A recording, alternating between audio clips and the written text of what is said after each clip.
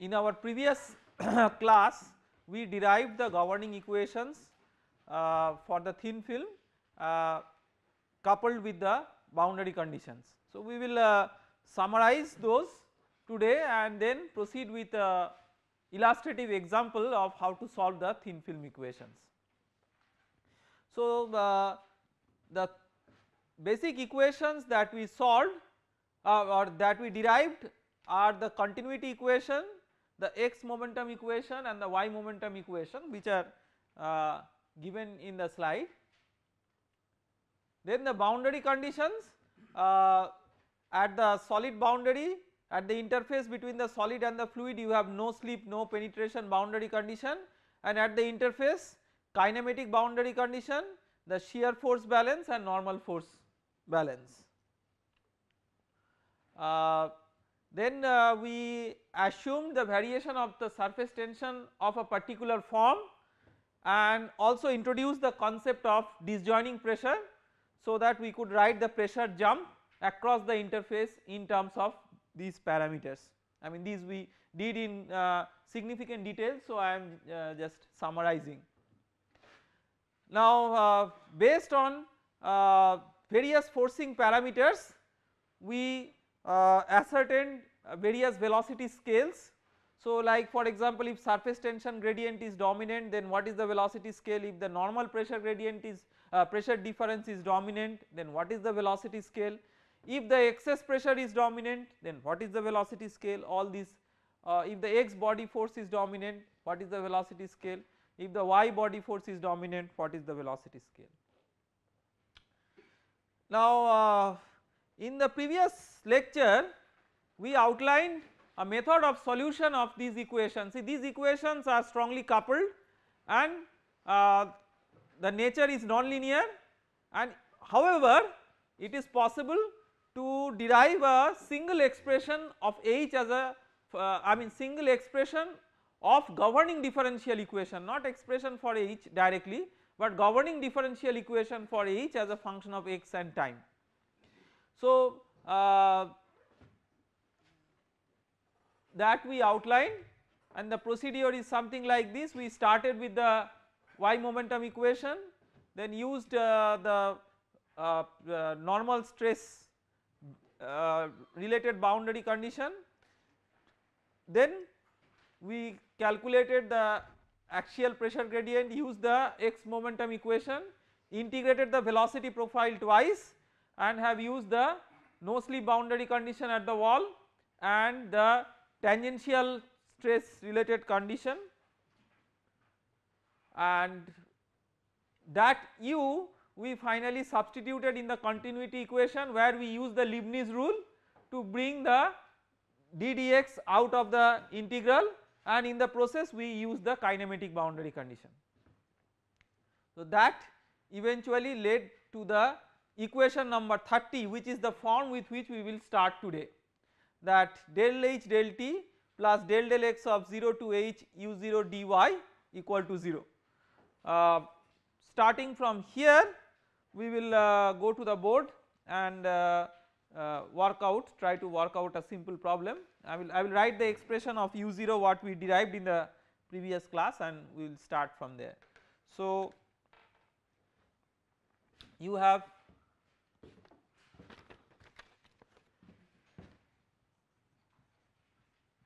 del h del t plus del x of u0 dy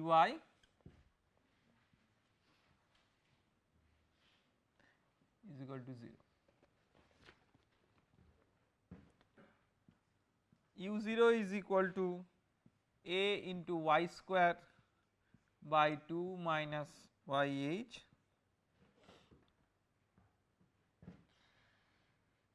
then plus epsilon beta by capillary number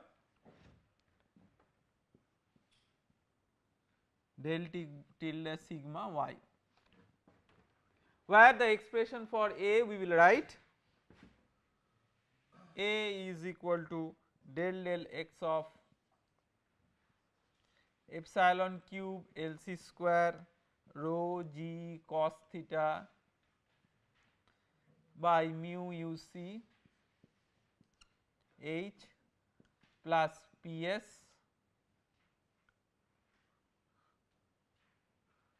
minus epsilon square L c rho g sin theta by mu u c.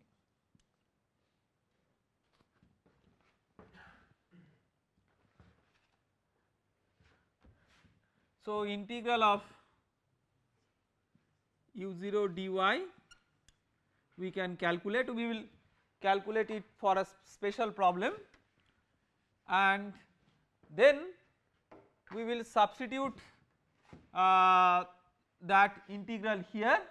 So, once that integral is substituted here, you will get a governing equation which contains h as a function of x and t, where are so this h I am not writing all the time that h is a function of x and t. Here you have h as a function of x and t. This term when integrated, these two terms, you will have h as a function of x and t. Even within A you have parameter h which is a function of x and t. Even Ps has a dependence of h as a function of x and t. So, I mean the entire equation is flooded with the parameter h which is a function of x and t. So, we will define a problem. For problem definition and schematic I will refer to the slide, but I will work out the problem in the board rather than using the slide. So, example 1, gravitational spreading of a cylindrical drop. Okay, this is a very classical problem. Consider the drop shown in the schematic with that blue color. It is of cylindrical shape, that is along the z axis the length is very large. So, it is an infinitely long cylindrical drop, so to say. So, the z axis is not important, because it is infinitely long along the z axis, all the gradients along the z axis are not important. So, eventually whatever is happening in the xy plane is what is important. This drop is spreading due to gravitational forces acting on it, that is the situation that we want to mimic. This type of spreading is known as gravitational spreading. What is our objective? Our objective is to find out the height of the drop as a function of t and x. We would also find out the radius of the drop Lt as a function of time. It can be assumed that we are only interested at a time which is long after the drop begins spreading. Why? Because initially when the drop starts spreading, the inertia force may be important, and in the thin film analysis that we have made, remember that you can make thin film analysis even with inclusion of inertia force, but the analysis of thin film, the special type of thin film analysis that we have made, we have not, and that is the traditional thin film analysis, and that is the classical thin film analysis, that by utilizing the ratio of the length scales we have trivially neglected the inertial forces. But you can see that when the droplet spreads, it is I mean you cannot say, see you cannot always say that h is much less than L, and that is why during the initial stages the inertial effects may be important. Now, however, during the later stages when the droplet is almost towards the completion of the spreading process, then the height will become small and the length will become large. So, then the low inertia limit will work better. So, we will assume that at the time of our investigation the height of the film is much smaller than its radius, so that the thin film assumptions can be applied. Finally, we would also assume that the effect of capillary forces are negligible.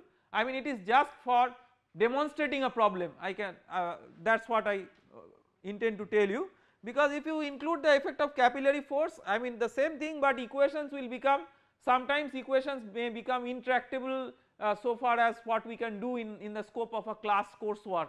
But I mean inclusion of surface tension forces, surface tension gradients, disjoining pressures, these are some of the very standard things that we commonly do in research, and even in not may not be in research, even in advanced text, that is what is commonly used. But just purely to demonstrate you that how to solve the thin film equation, I will consider that the gravity is the dominating parameter. So as we have mentioned in the problem statement, we are only interested in a time which is long after the drop starts to spread.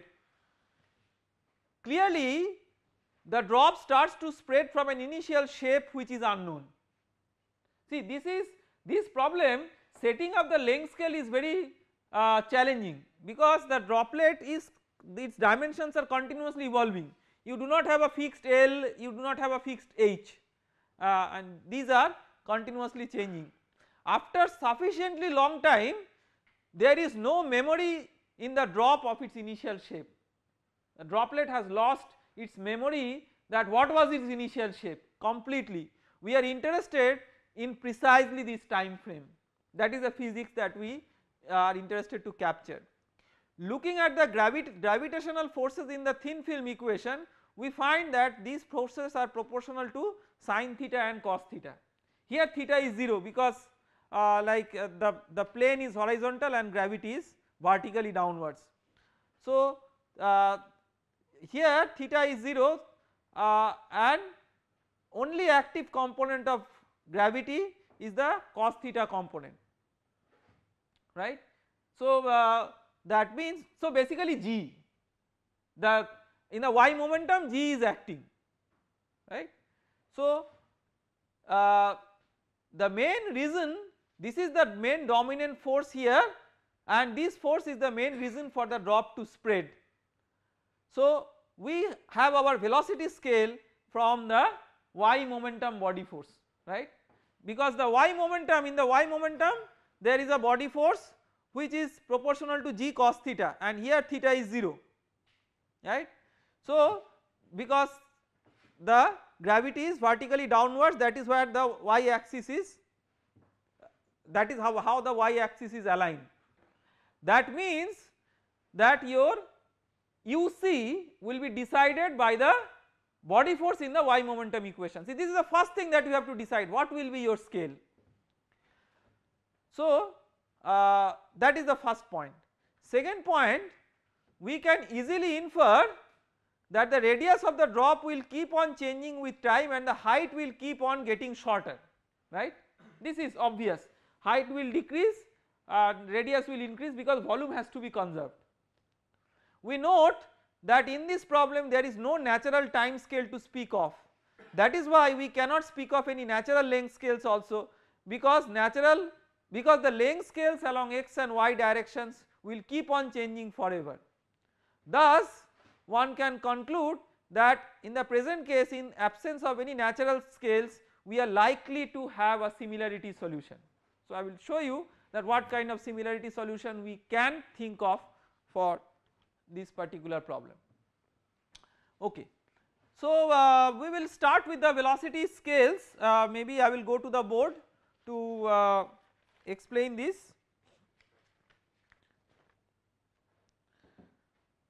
So in the y momentum equation,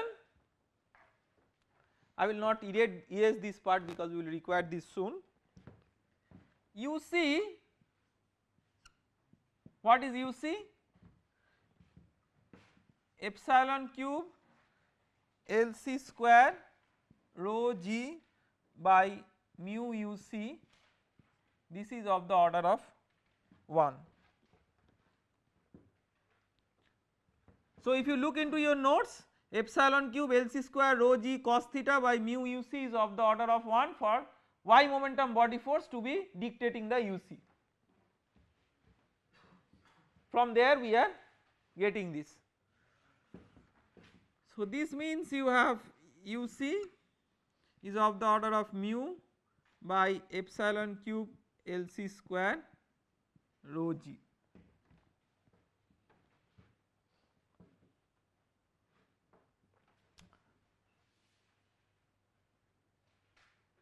Sorry, is the other way, right. UC is of the order of epsilon cube LC square rho g by mu.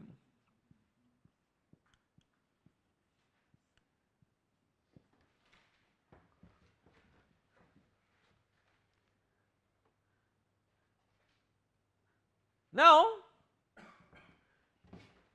look at the expression for PS. I will try to get back to the slide. These equations are so I mean involved that it is better to use the slide to do it quickly. PS. So yes. So P minus, so PS, look at the equation number C in the right column. PS is equal to P atmosphere minus epsilon cube by capillary number into something plus the disjoining pressure contribution. So first assumption is we are neglecting the disjoining pressure contribution for this particular problem. Many research problems it is very important, I am telling you, but if you know how to do the algebra you can do it with the disjoining pressure term also. So that is not, that is just a mathematical exercise. I am trying to demonstrate the mathematical exercise. The other term epsilon cube by capillary number that is what? So where from that term has come? Epsilon cube by capillary number sigma del 2 del 2h del x square, that has come from basically sigma the into 1 by r, the radius of curvature. So that is the surface tension term. Now how important that term is we will now assess. So what is the capillary number? Mu UC by sigma. So that is equal to mu epsilon cube LC square rho g by mu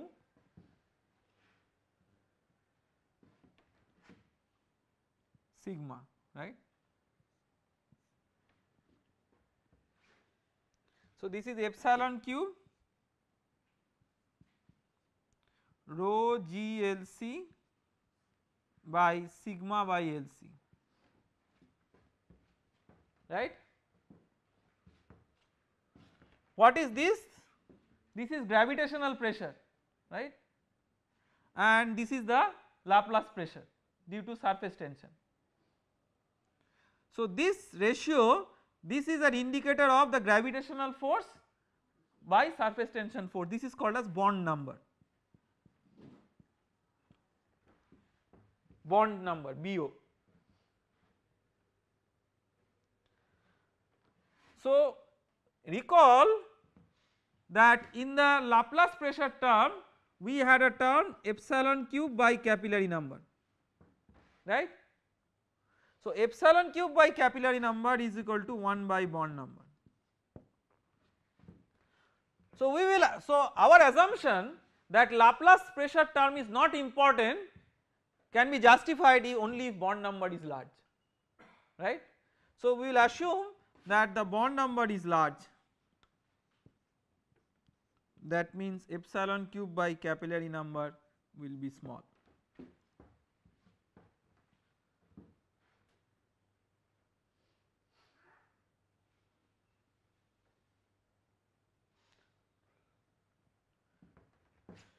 So if you look at this expression for A,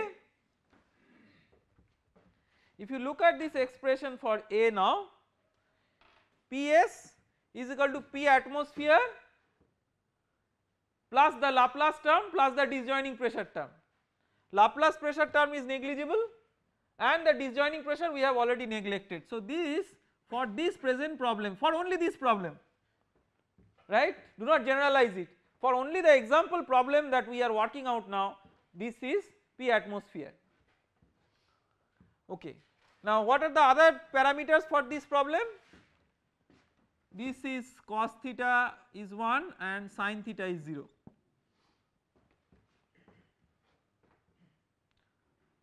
Not only that, epsilon cube LC square rho g by mu UC, this is equal to 1, right. The reason is obvious, that is how we set the velocity scale. By looking into that body force only we set the velocity scale you see. So that will be 1. So based on this we will proceed further. Not only that,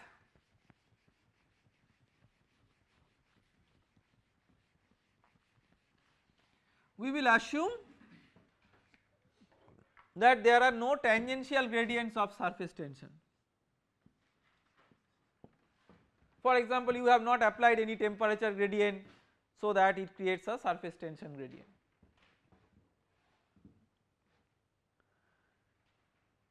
So integral u0 dy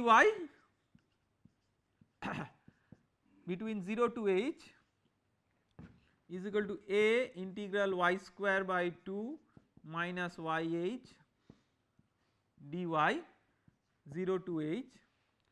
So this is a, this becomes h cube by 6 minus h cube by 2, so minus a h cube by 3, right.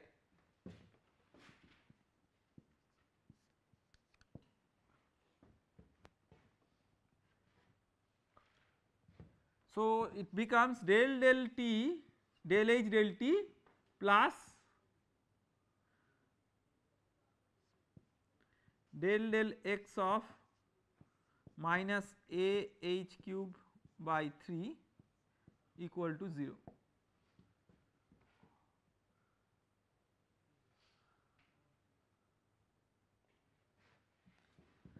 So del h del t is equal to del del x of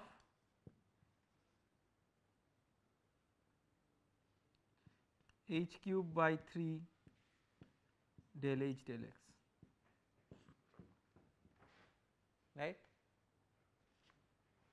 This is our governing differential equation. What are the boundary conditions?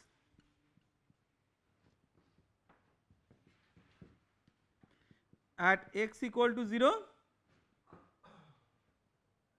what is at x equal to 0? Look at the diagram, let us go to the diagram.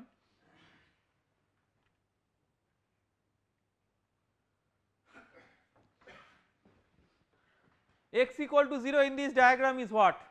Y axis. At x equal to 0, what should be the boundary condition? Del h del x should be equal to 0, right. This is because of symmetry. Gravity is not breaking the symmetry. So the droplet is spreading, maintaining the symmetry with respect to y axis. So at x equal to 0, del h del x equal to 0, and at x equal to L, which is a function of t, what will be it? H equal to 0. So this is our problem definition. We can now forget about the previous derivations. This is the equation that we want to solve.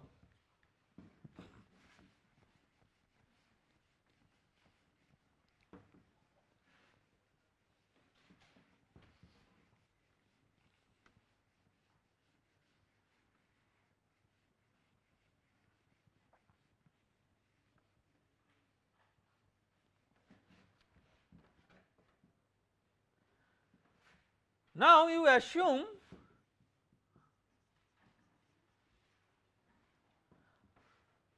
h is equal to t to the power alpha into f eta, where eta is equal to some constant into x by t to the power beta. Question is, why are we attempting to assume this form? Now if self similarity does not exist, then we will see that this form will not be satisfied. So there is not always a guarantee that this form will be satisfied. Now what it is saying? It is saying that h is varying with an with t to the power an exponent. From your intuition, what will be this exponent? Positive, negative, 0? Yes. So how do you see, think about it, it is a very simple answer. With time, as t increases, what does happen to h? H decreases, so you expect a negative exponent, right? And this eta, see this is like, and when h decreases, L should increase. L is the horizontal footprint of the droplet, which is called the droplet radius. So if h decreases, L should increase, so L scales with t to the power beta, so we expect beta to be positive. So this is like x by L, which is like a similarity parameter. So whether this will be actually a similarity parameter or not, it depends on whether in the final simplified version of this governing differential equation this t will be eliminated. If this t is eliminated, it will be a function of a single variable eta which contains x by L. Okay. So we will see that whether the condition of getting a similarity solution may be satisfied, because this problem physically hints self similarity. Droplet radius, droplet height decreases, and in proportion the stretching, by stretching the droplet footprint increases, right. So now let us treat that governing differential equation. So del h del t, we will do these terms very carefully. If I make any algebraic mistake, please correct me, I have forgotten to bring that notes with me, so I will do it in the board, but in case I make a mistake, you please let me know. So del h del t is equal to alpha t to the power alpha minus 1 f, I am just writing short, f means f eta, plus t to the power alpha df d eta into del eta del t, right.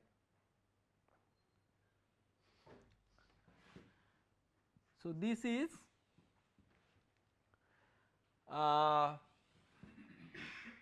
alpha t to the power alpha minus 1 f plus t to the power alpha df d eta, df d eta we write f dash, shorthand notation, del eta del t, del eta del t is ax, this is basically t to the power minus beta, so minus beta t to the power minus beta minus 1, alright. So this is alpha t to the power alpha minus 1 f plus t to the power alpha f dash, ax means eta into t to the power beta, ax is eta into t to the power beta, so that t to the power beta and t to the power minus beta cancels, so minus beta into t to the power minus 1, just check this is alright. Then there is a relationship between alpha and beta. See, this similarity will hold with a constraint of volume conservation, right. The h decreases and the L will increase in consistency with that we can say from intuition, because volume of the droplet is conserved. If that is not conserved, you cannot tell anything about that. So volume of the droplet is conserved means integral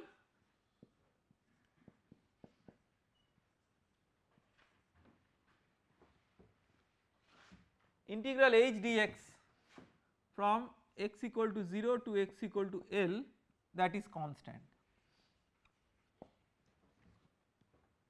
This is volume conservation.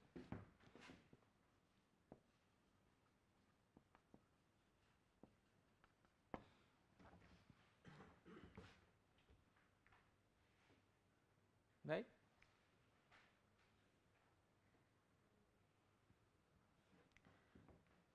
So let us substitute integral of t to the power alpha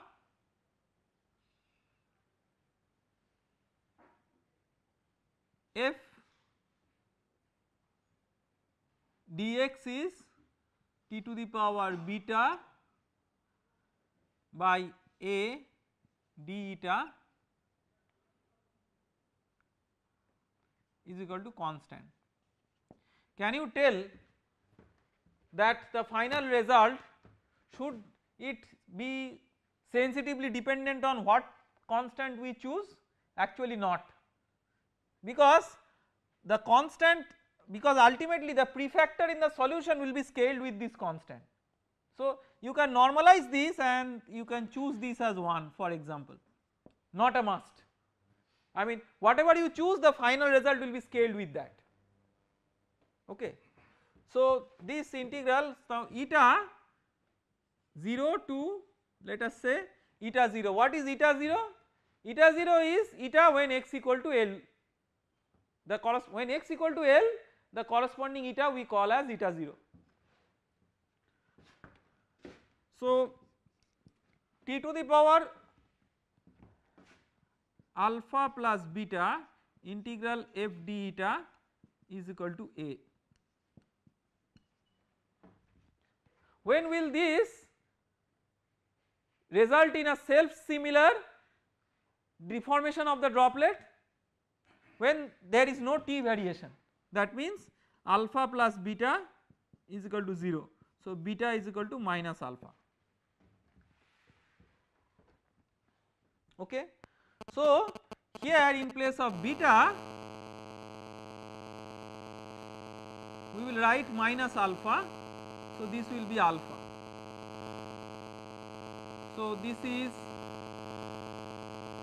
alpha t to the power alpha minus 1 f plus f dash eta, right.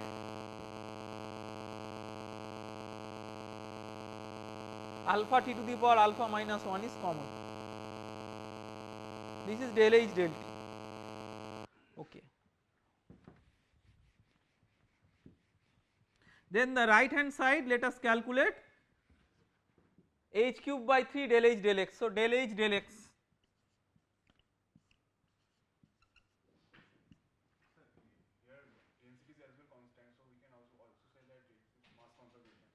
Yes, this is mass conservation if density is constant. That is true. I mean that is quite obvious. Del h del x, del h del x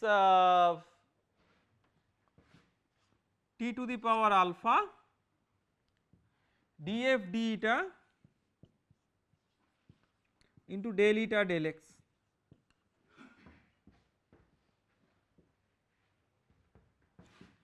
So t to the power alpha df d eta is f dash, del eta del x is a by t to the power beta.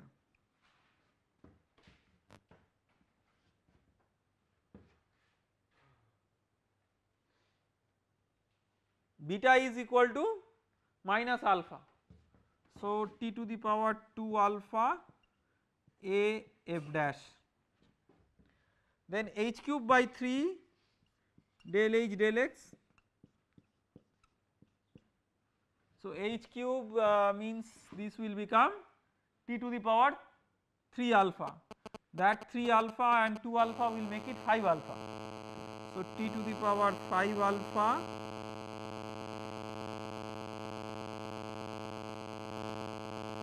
f cube by 3 a f dash. All right.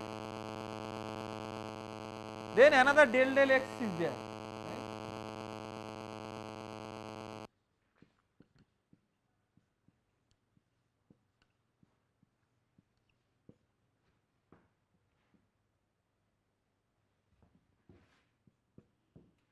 So that means this is d d eta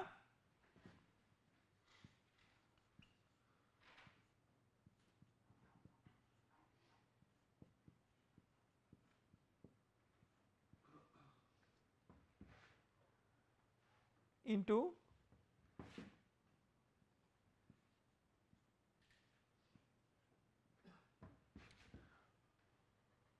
del eta del x.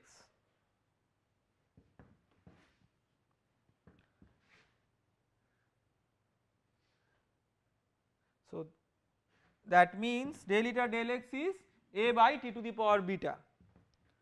So d d eta of t to the power 5 alpha f cube a f dash by 3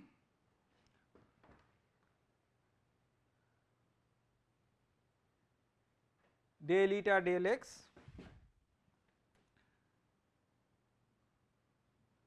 is a by t to the power beta. So beta is minus alpha, so it becomes t to the power 6 alpha f cube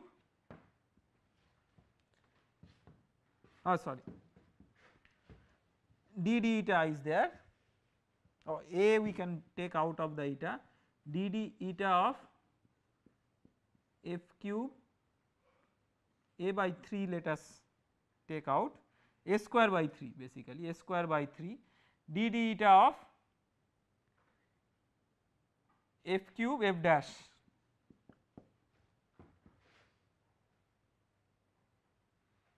right. So we have to basically equate this term with this term. Let us write that, clean up some part of the board to write that.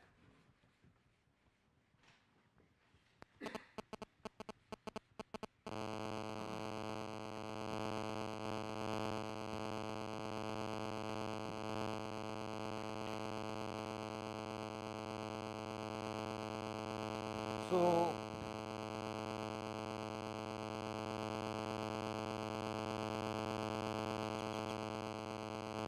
alpha t to the power alpha minus 1 f plus f dash eta is equal to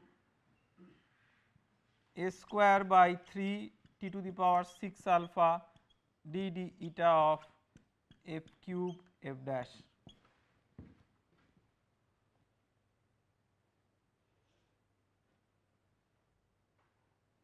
Okay. So I will erase the remaining part, not require it anymore.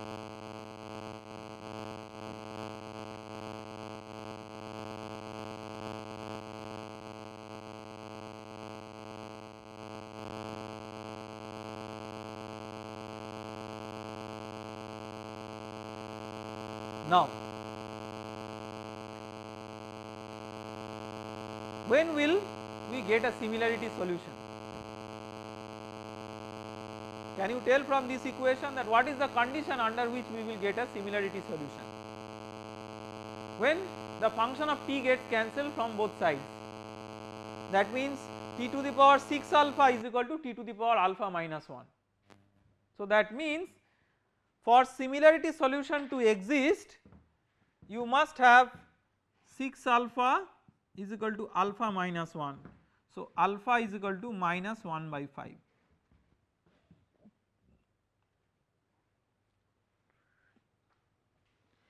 See, a good check is that alpha has come out to be negative. Many times I have seen that it is not just true for students, for anybody, for us as teachers or researchers, it is possible that we make calculation mistakes. So some of the calculation mistakes are very difficult to detect, because those are very difficult to be resolved by physical argument, whether that is a calculation mistake or not. But there are certain types of calculation mistakes which you can resolve by physical argument, and those things we should check. So instead of minus 1 by 5, had your calculation given you -1/6, it would have been very difficult to check, I mean, whether that is a mistake or not. But instead of -1/5, had it come as +1/5, you should get a caution, no, this cannot be correct, because physically as time progresses the height of the droplet decreases. So alpha is equal to -1/5, so here we can substitute -1/5.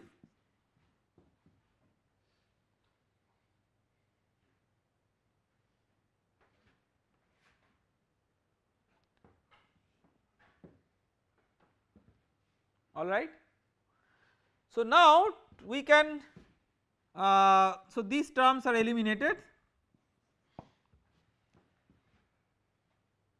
We can make a further simplification of the equation very nicely by choosing s square is equal to 3/5. If we choose s square equal to 3/5, you will get nice numbers. I mean, your answer is independent of choice of s square, because these are just scales.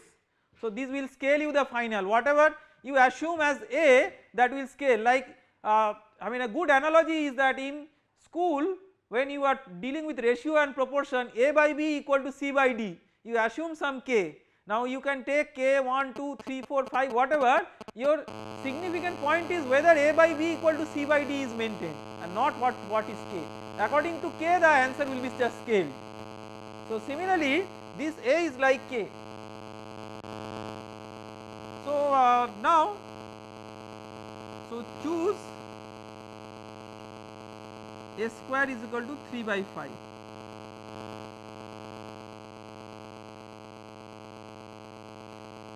So f plus f dash eta is equal to dd eta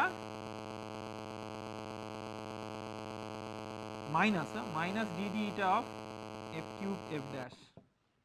I have this final equation in my notes, at least let me check whether this is alright before we can proceed.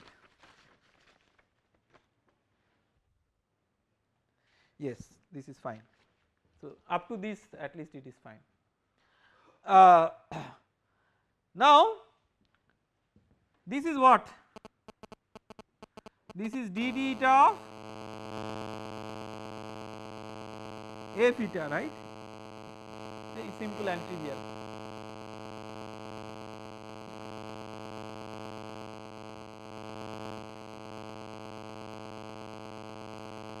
So if this is dd eta of f eta, then we can integrate both sides.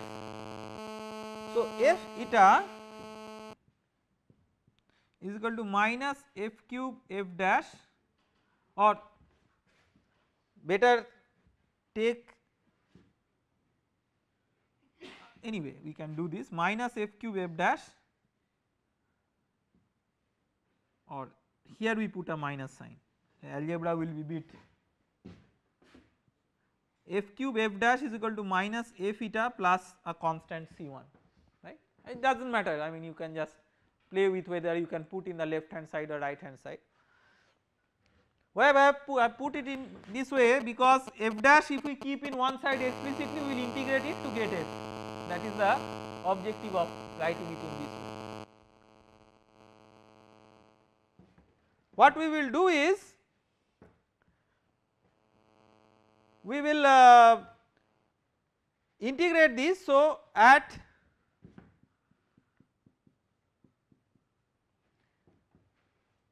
eta is equal to 0,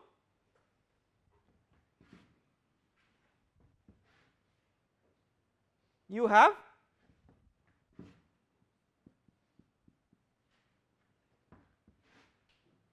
f dash equal to 0, right. So that means you have c1 equal to 0.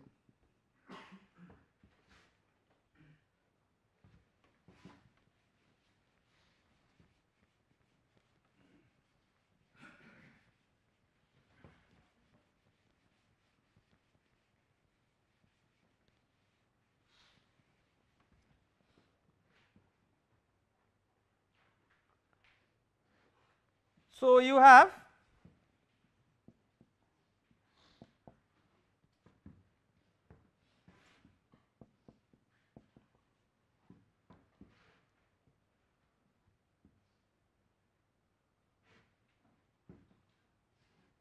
This is alright. So df d eta f square df d eta is equal to minus eta.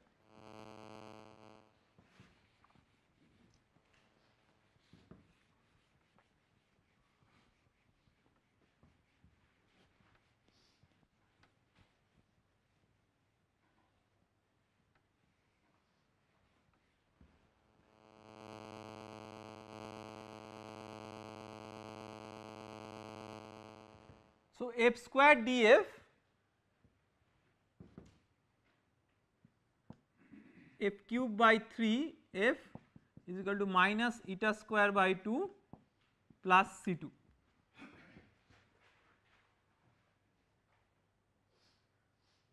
Right. So f cube by 3, right. So f is equal to minus 3 eta square by 2 plus 3 C2 to the power 1/3.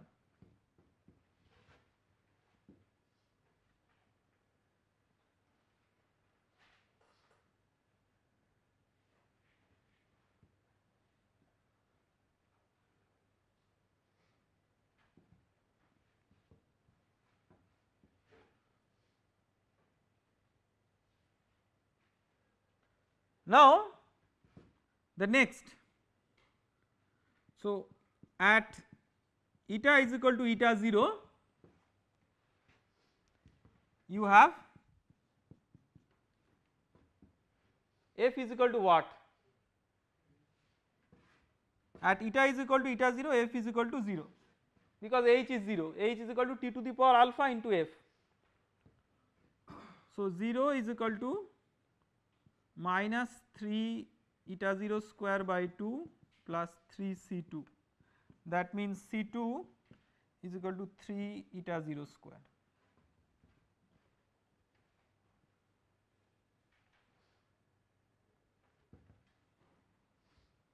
Sorry, eta 0 square by 2.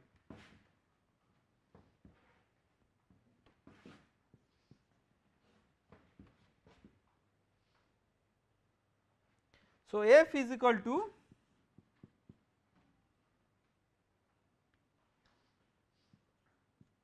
three by 2 eta 0 square minus eta square to the power 1/3. Okay.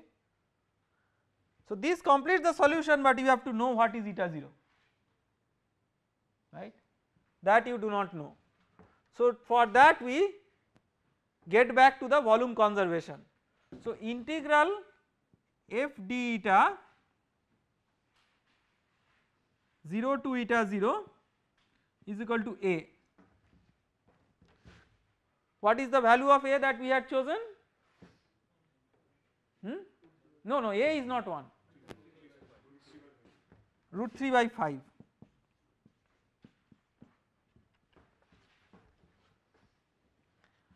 So then f you substitute.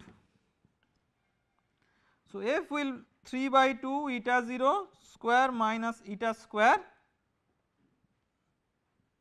to the power 1/3 d eta 0 to eta 0 is equal to square root of 3 by 5.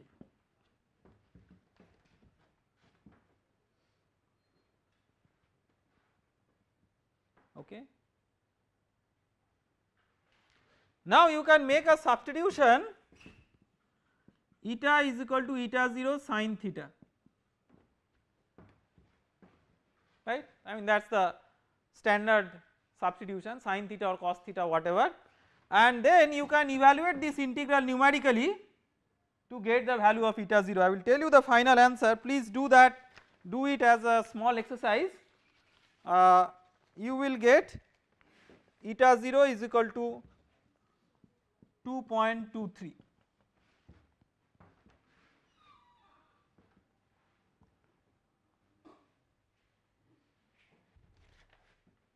So once you get eta 0 you get the that means you have got the complete solution. So what is your complete solution?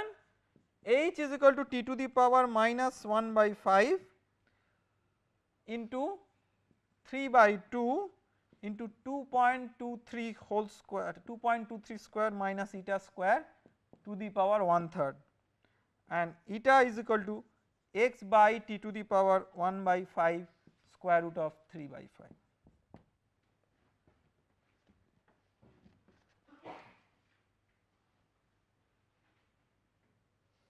Right.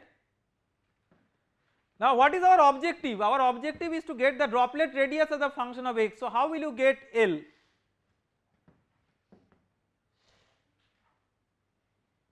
How will you get L?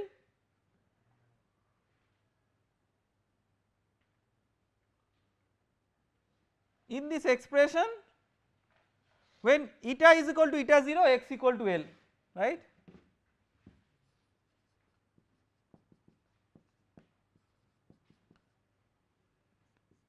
That means 2.23 is equal to L by T to the power 1 by 5 square root of 3 by 5. This L is a function of time. So this will give you what is LT.